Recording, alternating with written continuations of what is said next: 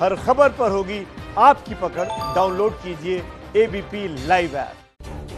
किसान आंदोलन की वजह से हरियाणा में मनोहर लाल खट्टर की सरकार खतरे में पड़ गई है। किसानों ने जेजेपी को खट्टर सरकार से समर्थन वापस लेने का अल्टीमेटम दे दिया है। अब दुविधा ये है कि दुष्यंत चौटाला को न कुर्सी छोड़ते बन रही है, न कुर्सी पर बैठते। हरियाणा में दो नाव पर दुष्यंत की पार्टी। किसान इस देश का असली वारिस का मालिक है। ये देश किसान का देश है। दिल दिखा करके सारी बात उनकी मान लेनी चाहिए। किसानों से सहानुभूति, सरकार से भी प्यार। हरियाणा की सरकार मजबूत है।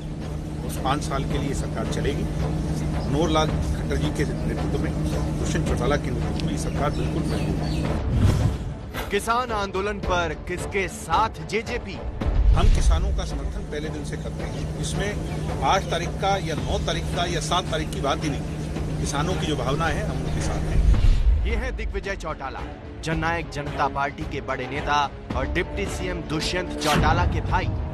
जब से हरियाणा के किसान केंद्र में कृषि कानूनों के खिलाफ खड़े हुए हैं, तब से दिग्विजय बेहद सक्रिय हैं। दिग्विजय हर वो कोशिश कर रही हैं जिससे इनकी पार्टी किसानों के साथ खड़ी दिखे। लेकिन जब इनसे सरकार में बने रहने पर सवाल पूछा गया तो सुनिए जवाब क्या था। हरियाणा की सरकार मजबूत है। उस 5 साल के लिए सरकार चलेगी। मनोहर लाल खट्टर जी के नेतृत्व में, दुष्यंत चौटाला के नेतृत्व में सरकार बिल्कुल मजबूत है। दिग्विजय दुष्यंत की मुश्किल ये है कि जिन जाट वोटरों और उनकी खाप पंचायतों के दम पर इनकी पार्टी जेजेपी सत्ता में भागीदार बनी है, उन्होंने ही इन्हें खट्टर सरकार से अलग होने का अल्टीमेटम दे दिया है। जेजेपी को वोट देने वाले किसान दुष्यंत चौटाला की चुप्पी से भी नाराज हैं। दुष्यंत चौटाला अपनी जिम्मेवारी को, जो शपथ हरियाणा के राजभवन में वो लेकर के आए थे, किसानों के लिए, मजदूरों, गरीबों के लिए, हरियाणा के प्रत्येक जन के लिए जिस ड्यूटी पर वो काबिज हैं उसको निभा रहे हैं। और जो उम्मीद किसानों को है उससे 19वीं सवाई होकर निभा रहे हैं। वो निरंतर केंद्र की सरकार के मंत्रियों के टच में हैं। दुष्यंत चौटाला खुद को चौधरी देवीलाल का असली वारिस बताते हैं, जिन्होंने ताउम्र किसानों के लिए लड़ाई लड़ी। 2019 के विधानसभा चुनाव में दुष्यंत के इसी दावे पर भरोसा कर जाटों ने बीजेपी के खिलाफ दुष्यंत को वोट दिया। जेजेपी पहली बार चुनाव लड़ने के बावजूद 10 सीट जीतकर किंग मेकर बन गई। लेकिन जब सरकार बनाने की बारी आई तो दुष्यंत ने बीजेपी का दामन थाम लिया। जाट इसको लेकर भी नाराज हैं। हरियाणा में बीजेपी को अपने दम पर बहुमत नहीं है। 90 में से बीजेपी के पास 40 विधायक हैं। दुष्यंत चौटाला की पार्टी जेजेपी के 10 विधायक सरकार के साथ हैं। 5 निर्दलीय भी इस वक्त सरकार को समर्थन दे रहे हैं। अगर जेजेपी पर दबाव बढ़ता है और दुष्यंत चौटाला सरकार से अलग होते हैं तो हरियाणा सरकार डोल जाएगी। जेजेपी के कई विधायक खुलकर किसान आंदोलन के समर्थन में आ चुके हैं। यहाँ तक कि पार्टी सुप्रीमो अजय चौटाला खुद कह चुके हैं कि केंद्र सरकार को एमएसपी के बारे में लिख कर देना चाहिए। जेजेपी किसानों के खिलाफ दर्ज मुकदमे वापस लेने की बात भी कह रही है। ये किसानों के अल्टीमेटम का ही असर है कि जेजेपी को न चाहते हुए भी किसानों के भारत बंद का समर्थन करना पड़ा है।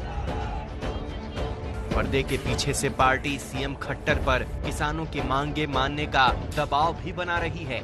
लेकिन अगर जल्द कोई हल नहीं निकला तो जेजेपी को किसान या सरकार, दोनों में से किसी एक को चुनना होगा।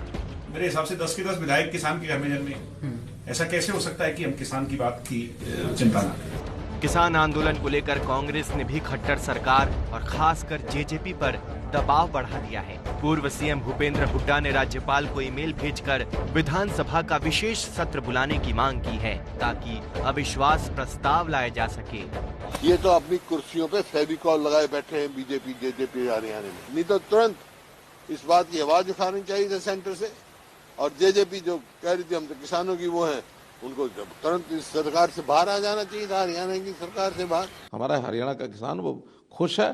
कुछ ही किसान ऐसे हैं जो ऐसे इनकी यानी एक प्रकार की आवाज मिलाकर और कांग्रेस के या ये कहना चाहिए कि कुछ स्वार्थी ऐसे लोग हैं जो इनको अपने पीछे लगा करके और यहाँ तक लाए हैं।